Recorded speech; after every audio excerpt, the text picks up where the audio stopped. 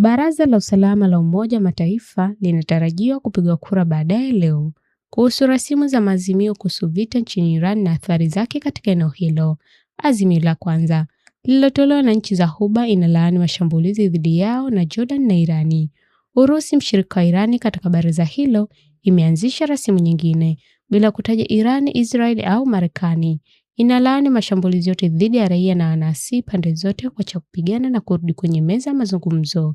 Ni hatua ya kwanza kuzingatiwa na baraza tangu lilipofanya mkutano wa dharura muda mfupi baada ya mzozo kuzuka.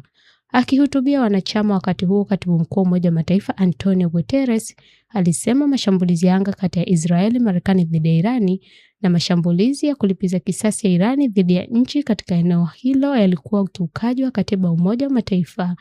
Balozi wa Irani katika Umoja wa Mataifa Amir Said Iravani alikosoa nchi za Ghuba akizishutumu kwa kujaribu kubadilisha majukumu ya mchokozi na mwathiriwa kupitia kile alichokiita upendeleo wenye msukumo wa kisiasa.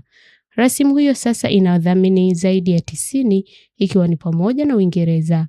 Inataka kusitishwa mara moja kwa mashambulizi na vitisho vyote kutoka Irani dhidi ya nchi sita za Ghuba na Jordan ikiwa ni pamoja na kupitia washirika. Pia inalaani vitendo au vitisho vyote kutoka Teherani ambavyo vitafunga au kuingilia urambazaji wa kimataifa kupitia mlango wa bahari muhimu wa Hormuz. Irani yaanzisha wimbi jipya la mashambulizi. Katika saa chache zilizopita, Irani imezindua wimbi jipya la mashambulizi dhidi ya maeneo lengwa Israel na Marekani Mashariki ya Kati.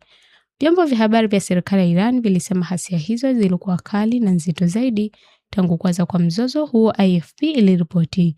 Israeli inasema ilitambua makombora yaliyorushwa kutoka Irani, ingawa baadaye iliongeza kuwa ilikuwa salama kwa raia kuondoka katika makazi. Saudi Arabia ilisema kwamba ilikuwa imezua na kuharibu ndege mbili zisizo na rubani zilizokuwa zikielekea kwenye eneo la mafuta. Ving'ora pia vilisikika nchini Bahrain, ambayo ndio makao makuu ya kikosi cha 5 cha jeshi la wanamaji la Marekani.